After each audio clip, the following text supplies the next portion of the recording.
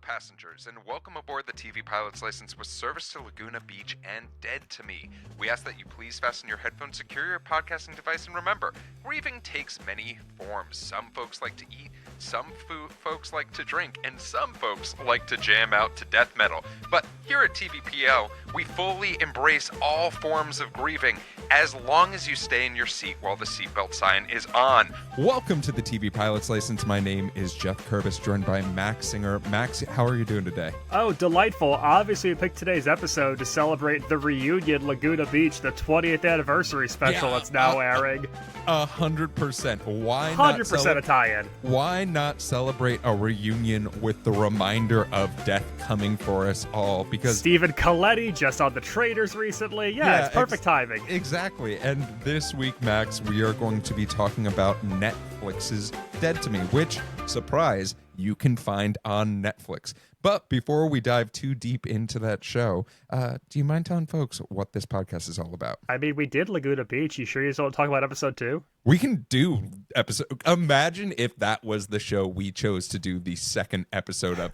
We've talked about Paradise so many damn times, but we had lukewarm feelings about Laguna Beach. Why not see what happens in episode 2? Yeah, thank you for sticking with us. Here at TV Pilot's License, we break down and analyze the pilot episodes of some of TV's most famous, or in some cases, infamous shows. We learn more about how these shows came to be and were originally made, if they're effective pilot episodes in making us want to watch more, and if we think they can be made today. Go back and stream our old episodes from wherever you listen to podcasts, maybe Laguna Beach. Check us out on YouTube and TikTok to see our smiling faces. And if it is your first time flying with us, then welcome aboard. Was Laguna Beach the black and white party? Am I thinking of that correctly? It was. Wow, yes. Great memory. Hell yes, the black and white party. And you know what? There is a great TikTok of Max and myself getting ready for that party if you want to follow us on TikTok. But Max, before we dive too deep into Dead to Me, a quick word from our sponsor. Hey there, frequent flyers. This week's episode is brought to you by Riverside. Riverside has been the go-to platform for TV Pilot's License when it comes to recording this podcast. You can record crystal clear audio and video all in one place, and when you're done, Riverside makes it super easy to edit your show and put together pre-formatted clips for social media promotion. Not a podcaster? Not a problem. Riverside is fantastic for hosting live streams, creating educational content, putting together marketing materials, interviews, and so much more. So whether you're looking to finally get that podcast idea off the ground or take your show to the next level, Riverside is the platform for you. Get started by clicking the Riverside link in the description of today's episode. Well, let's dive in to Dead to Me, and we're going to start off with a quick synopsis. A hot-headed widow searching for the hit-and-run driver who mowed down her husband befriends an eccentric optimist who isn't quite what she seems, which that is 100% what we definitely watched, although I think it's a little bit harsh on one character. So, Max, can you tell us how this show got made? Today, we are talking about the pilot episode of Dead to Me, which originally aired on May 3rd, 2019 on Netflix, and the show's creator, Liz Feldman, a bit more. An alum of Second City and the Groundlings, Liz Feldman has 4 Emmys from her time working on The Ellen DeGeneres Show, served as a writer 3 times on the Oscars, and has written for sitcoms including 2 Broke Girls and Hot in Cleveland. Oh, fuck, I was waiting for a 1. I was so right. Well, Jeff, prior to Dead to Me, Feldman previously created the short-lived NBC sitcom One Big Happy back in 2015. Let's fucking go, Max. That's why he's the best in the biz, baby. In an essay written for Glamour in 2019, Feldman detailed how Dead to Me was inspired by her own grief and loss, her fertility journey, and turning 40. She began to pitch the concept of a show centered around these experiences, and through her overall deal at CBS TV, found a home at Netflix, who gave a 10-episode order to the show in April of 2018. Joining Feldman in production would be Will Ferrell and Adam McKay's Gloria Sanchez, who also held an overall deal with CBS TV, and had recently helped develop Amazon American Vandal for Netflix. Today's pilot is directed by Amy York Rubin, a Streamy Award winner and notable sitcom director. Well, Max, let's dive in to this show. And what an opening for this show. What better opening than with Mexican lasagna? And I'm curious, Max, without knowing too much about Mexican lasagna, prior to, seeing this episode, would you be happy to be greeted by Mexican lasagna if your spouse died? No, it's a real low tier food for someone grieving. I What's feel a like. higher tier of food that you'd be accepting of? Oh man, a big old pan of mac and cheese, any sort of hearty stew, so perhaps with a couple of vegetables in it. I just something that doesn't seem so beigey. This show does something that I really like, which is when food is used for visceral reactions and food is depicted in ways that are kind of gross, and we see that 2 times in the Mexican lasagna. The overhead establishing shot of it, I think, is really effective for setting this kind of dark comedic tone, and then a second overhead shot of it physically deconstructed on plates at the dinner table, which really hammers it home. I love a gross food visual callback, and I think that from the jump we know that it's a show about grief and loss, but also through a dark comedic lens. Like, it is okay to laugh. It's inviting us in to share in that feeling. Yeah, this is such a serious show on the front, right? Because it does appear, based off of the description itself, more so like it is a drama. When you hear someone has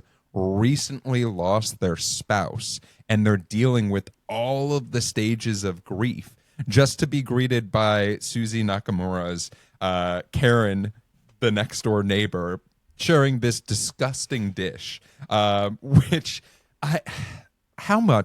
does Christina Applegate just destroy in the ability to, with facial expressions, be able to give us every single feeling that you would have if your neighbor brought over something gross and insisted you take it? Well, and I like that there's negative space in this scene, too. I like that there's pauses and little bits of dead air. I like that we linger with it, that we're okay to sit in how uncomfortable this moment is. And we don't rush the beats. It's played so well for comedic effect by Applegate.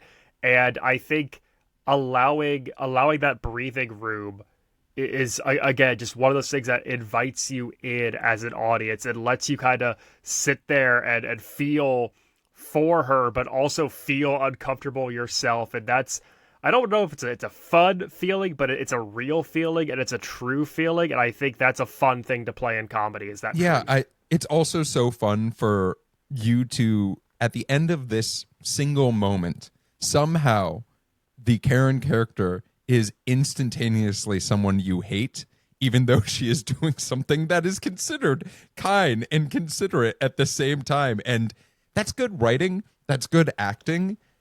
But I mean, also, I'd be a little bit more accepting if that was a noodle kugel. I have to say, if you give me a noodle kugel and it's all beige, that's a good noodle kugel every single day of the week. But I have to say, like, for this character's attempt to break bread or break Mexican lasagna in this case, the idea that you're hinting on of trying to do something kind, like trying to have a polite gesture that just goes awry.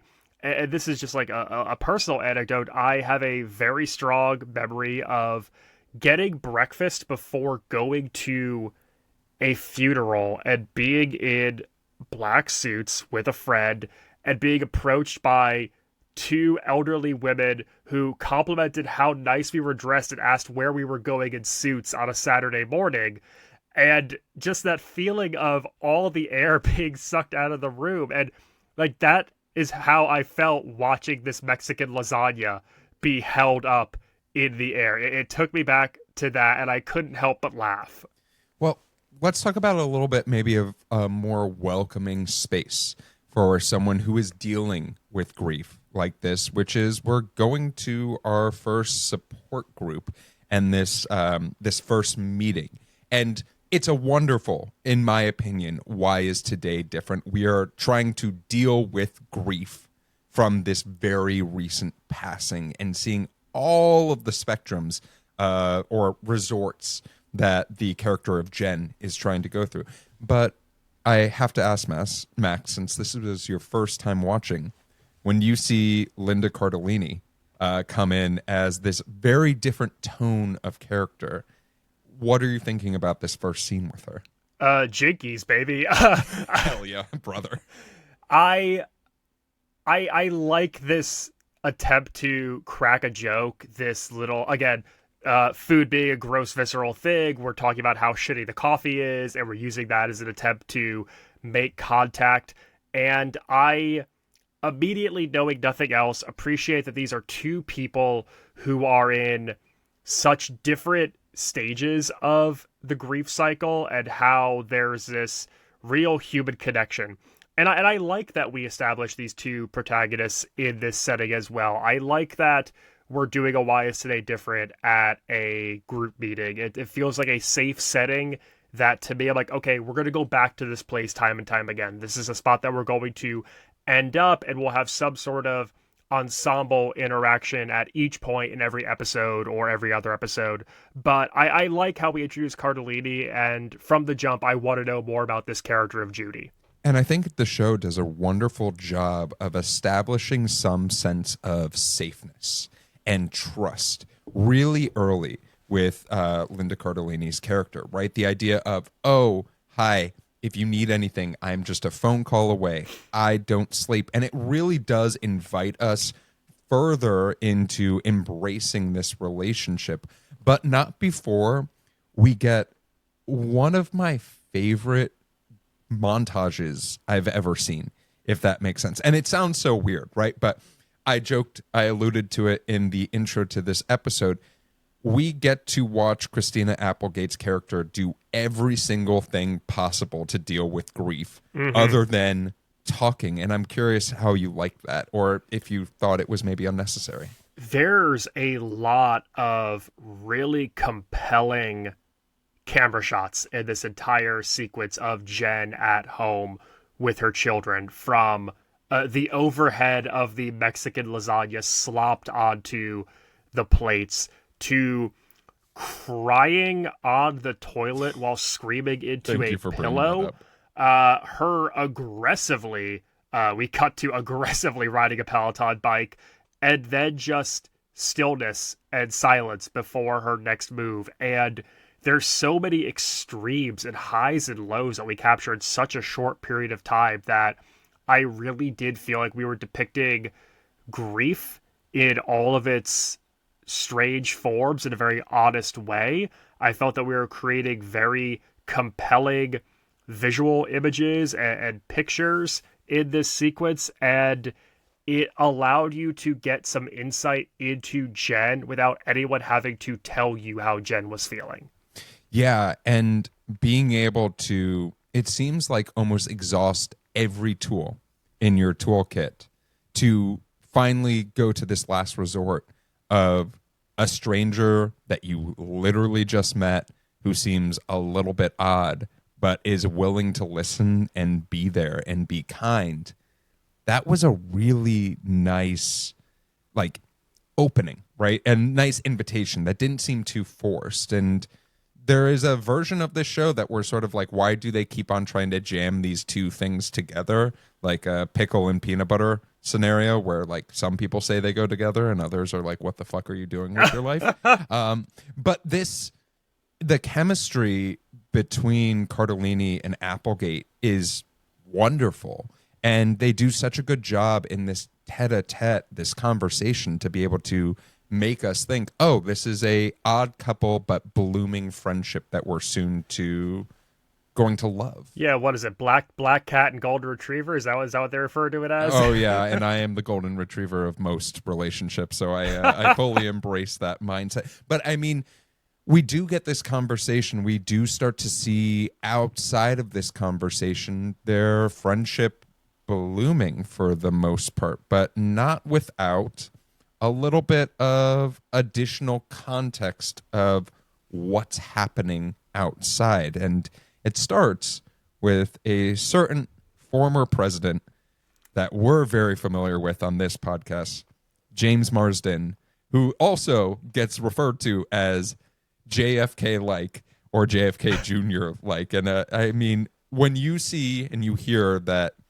this spouse that we think is dead is being played by James Marsden, do you think he's dead? I mean, this doesn't seem like a flashback type of show. We have one very quick one that does pay off and how it's utilized in this pilot, but this is not like the other James Marsden streamer TV project we often refer to on this podcast, which is very flashback heavy. So I was curious how he was going to play this ensemble, and when I finally saw him, I love this first twist.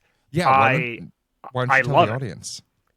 We get a massive twist to end this act of Steve, the supposed dead husband of Judy, is alive. And Judy and him have broken up, and she's moved out of the house, and she needs to stop coming around or he's going to change the locks. And suddenly, we end this act with a million new questions. Yeah. And I'm hooked. As far as like big reveals, big character development, setting up exciting arcs, that's the kind of moment that you want. I mean, I think you're a little more familiar with the show than I am, but going back and rewatching, does that hit for you still? Yeah, I think it is this show does such a great job in this pilot of lulling you into a sense of like, oh, we're dealing with grief. We're dealing with our problems. We're able to start growing and becoming a whole person again. And then it punches you in the balls and it says, "Fuck you." No, we're not. That's grief. That's how grief works. That's how it operates. Grief just, sometimes you're just in the grocery store and you see your dead family member's favorite food, and then you just start sobbing and you realize, oh, maybe I'm not okay. And I love that about this show. I think that this show does such a good job of taking us with a little bit of suspense and then using initially the Linda Cardellini character of Judy as this untrustworthy narrator and immediately instituting the idea of, cool, Judy's going to say things and you hope they're real. You hope they're true, but are they at the same time? And I mean, we come to find out more detail from this Judy character of what's actually happening. She works at a retiree community or an assisted living center. In this instance, she is someone who has dealt with infertility throughout her life, including that being the reason that she is now broken up with this Ben character. But what I love is that this show seems to do a great job of finding reasons that don't seem shoehorned into keeping characters around. Like the Jen character asking Ben if he wants to sell his house, right? Or being able to say, hey, there's characters who are around who die all the time in this assisted living facility. I assume, based off of the pilot, we're going to meet someone who is going to die and we're going to all be a little bit boo-hoo, sad about. But I'm curious, what do you think about the Judy character trying to explain away these lies that she's already spouted? I mean, for me, it works. And I think that you see from the reaction of the support group that what defines grief, loss, death, it can be open to interpretation. And there's this feeling that's put onto Jen of kind of like forcing her to have to broaden her horizons. It challenges this character's worldview. And I think that it's done very effectively. I think that the one use of a non-linear narration in completing the flashback in this sequence is done very effectively. I'm glad that we only do it once in this pilot because they nail it and how it's used for emotional depth and adding to this story. And I think that it allows you to view Judy in this moment, at least, as someone who is not perfect, but a good person and has good intentions and warms you back up to her before the next punch. Yeah, and before that next punch, we sort of get this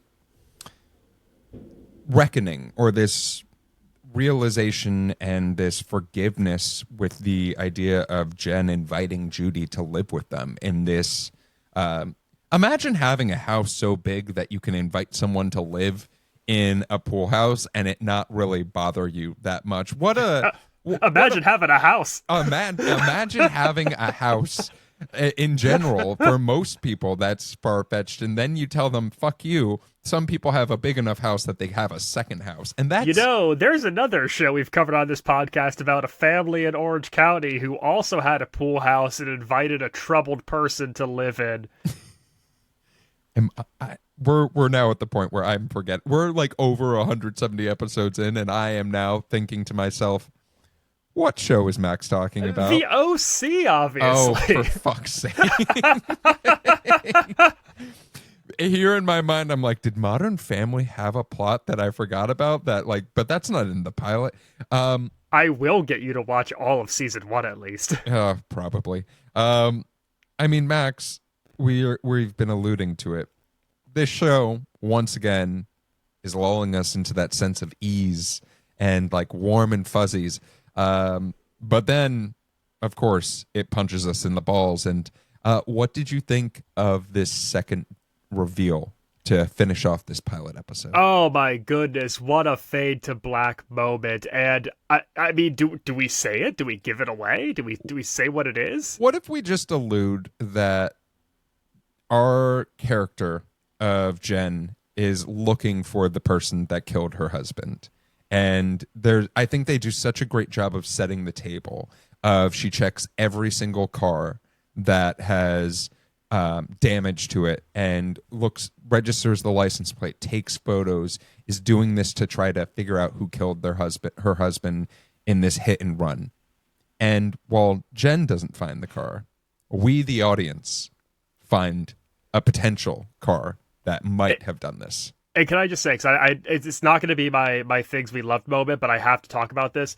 I really appreciate that Jen's behavior of what she does when she sees cars that have dents in them is not explained until we've seen it happen a couple of times. I think just watching her do it and wondering what she's doing before we get the reveal is so much more effective. And there's just like so many instances in this pilot where I keep going back to like, we let things marinate, we let things breathe, we let things like soak in a little bit before we give more context. And I think it adds such additional nuance to who these characters are. I think there's really, really strong character development in their protagonists in this pilot. Well, Max, you alluded to the things that we loved about this pilot, and we do end this pilot on that cut to black moment. What were some things that you loved that maybe you wanted to give a little bit more shine to?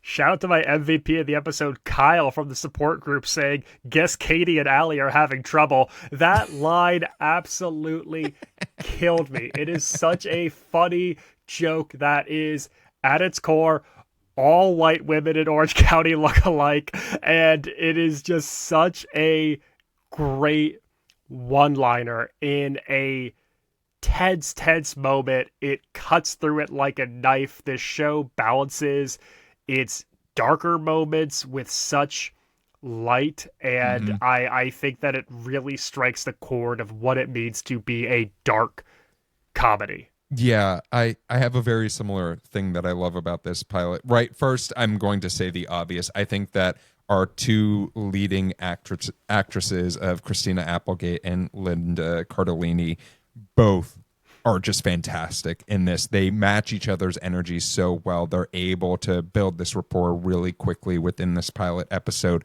and it allows for you to be drawn into it. But I want to shout out Pastor Wayne, who's also in this support group, because when Pastor Wayne gives his fun fact, and his fun fact is about how he was responsible for someone dying inadvertently, that was such a great catch you by surprise joke that like no one is expecting, but I'm just sitting there cackling, and you have to, because everyone's stone-faced in there, and even Christina Applegate is looking up like, what the fuck sort of support group is this? what about wait a minute moments? Were there any things that caused you pause about this pilot, whether it's actual problems or maybe something that you were like, wait one fucking minute? No, I got one. I don't really like in TV and film where we use the characters watching something on TV and have a line said through the TV show or the movie that is supposed to connect to how someone's feeling in that moment, like when they can't say it out loud. So like we do like a callback to something, or we say how they're feeling in that moment through TV dialogue. The example in this one is we have this running theme of Jed and Judy bonding over the facts of life and which character they think they are. Judy says that she's a Tootie, and then when Jed is watching Facts of Life after their fight, Tootie apologizes for exaggerating her stories, and that got a groan out of me. I think it's the one heavy-handed moment in this pilot. It's just something that never clicks with me, and I feel like it's done so often now, and it never rings true to me. What about you? Yeah, I mean, my dumb one is like, just seeing James Marsden play a mean person is insane to me. Like, he just seems like a gigantic golden retriever of a human being, in all honesty, but like, that's good acting. As far as like things that also are dumb, I love that the idea of putting raisins in food where they don't belong is now crossing over just from a white people culture to everybody culture. And like, that is, if you see a box of raisins in your kitchen and you are making some sort of like one pot dish, don't do it. Don't touch those fucking raisins. I think the character we've talked about the most today is the Mexican lasagna. Yes, the Mexican lasagna. This episode is going to be called Is Mexican Lasagna a Good Idea? And then you happen to find out it is a Dead to Me episode. But I mean, there's so much about the show that is great. I do think that there is something, without me calling this a wait a minute moment, that I do want a little bit more of delving into grief. Just like, and I know we have an entire fucking season to do that, but there is something to me about seeing the children grieving, and maybe we don't investigate that as much as we possibly could. There's that one line that we do get from Jen's youngest son, Henry, who's just like, I'm just worried about you being alone, that I'm like, I want to know more about that kid. I would have loved like 2 more lines of dialogue from that kid. But maybe just having that one made it even stronger. But Max, we do have one more question. And that is an in-flight question. Our in-flight question came to us from frequent flyer Laura on Instagram. And Laura asked, what show or movie has the best execution of a single actor playing multiple characters? Which we did not see anyone playing multiple characters in this episode. So Laura, are you saying that someone we saw plays multiple people? I mean, I was probably already going to say yes to this show, but now... Now it might have to be a thing. But Max, I'm curious, is there a show or a movie that you can point to where you're just like, yeah, they play multiple characters and I'm all in? Okay, let me know if this counts. Can I pick Face Off? Interesting proposition. That's a really... Let me explain. Yeah. All right. Let me defend myself. Yeah, because we are a TV podcast, I'd like you to explain to the non-classic movie watching audience what they are discussing. So in Face Off, Nicolas Cage plays his character of Castor Troy, and John Travolta plays his character of, I'm blanking on his name right now. This is going to be important. Sean Archer.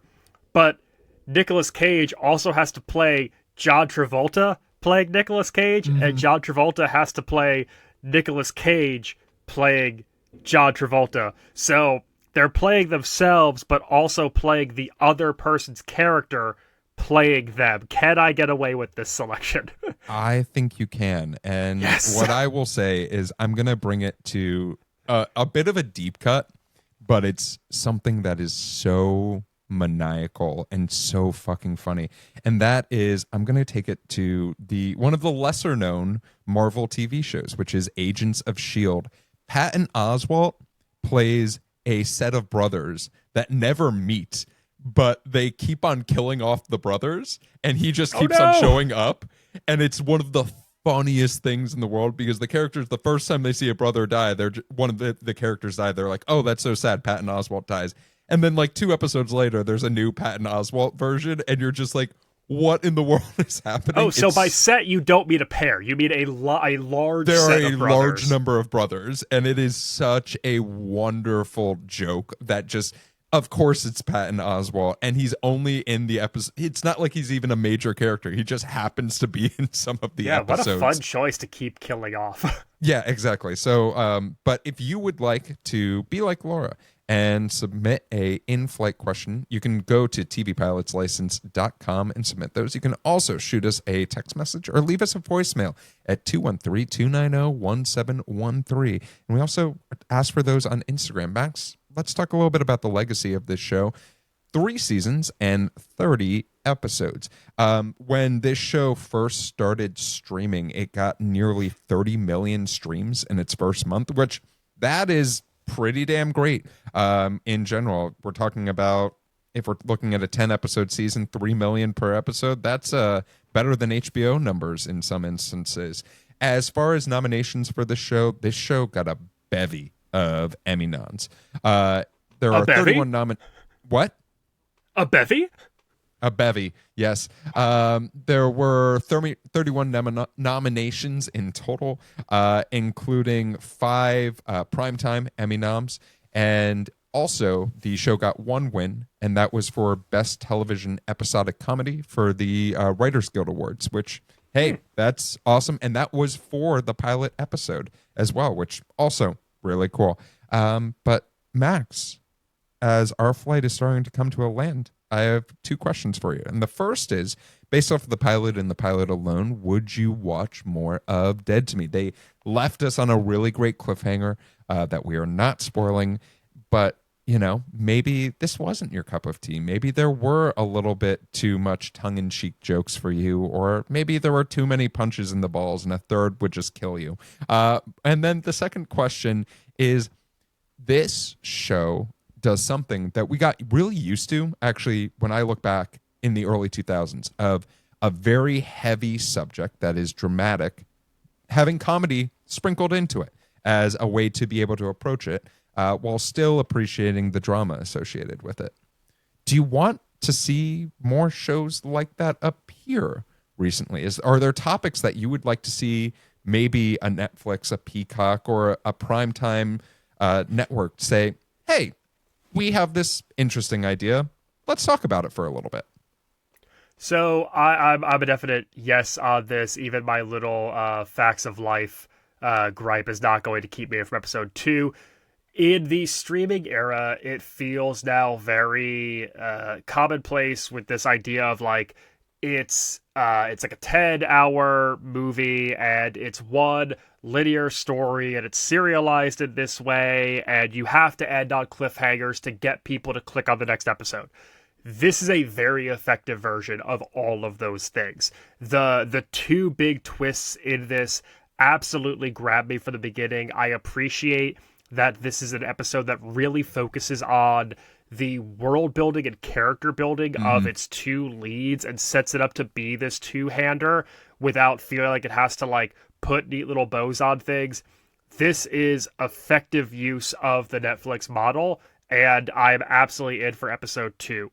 For your second question, I just am a sucker for this type of dark comedy. I like things that can make me laugh and emote and cringe and feel, and I think that there is such like comedy in like grief and sorrow and things anyways, that to play it this earnestly is really effective. And I do think that there's a place throughout TV for this kind of balance, and it definitely has me excited to see what down the line Liz Feldman will do as a writer for sure. Yeah, for myself, based off of the pilot and the pilot alone, 100%. I think this is such an effective pilot. I love this cast. I think that even the people who don't speak do a fantastic job, and the people who speak all nail their lines. And the direction, the way that this is shot, it's just interesting. It's different. And there's something to be said about that. As far as, no surprise to everyone. I've watched every fucking episode. Are you kidding me? Like, this is, if this show is anything, it is just full of beautiful people doing really good line delivery, and that's going to get me most times. As far as the touching subjects that are a little bit more dramatic with a touch of dark humor, every single time, yes. I think that there are shows like this serve a dual purpose, which is they can touch these subjects that people maybe tend to avoid and start conversations that are important. And then they're mediums for just great television and talking about stories that you don't see often, right? Like, sure, I'm going to use something like Friends dealt with, or How I Met Your Mother as a sitcom dealt with death in an episode, and it was a really good and effective use of that. But they did it for one episode, and they were like, oh, we touched it, we're done with that. To have a show that, at least for one full season, deals with the concept of the ramifications of someone dying is so powerful. And there's such an opportunity to look at some of these larger topics and say, hey, what if we did it with a little touch of comedy, but started conversations as well? Well, Max, that is our flight. Our flight has landed. But before we go, I want to make sure that folks can find you wherever you want to be found. So, Max, where can folks find you? You can catch me finding the best recipe for Mexican lasagna online and on all things social media at Maxwell Sing.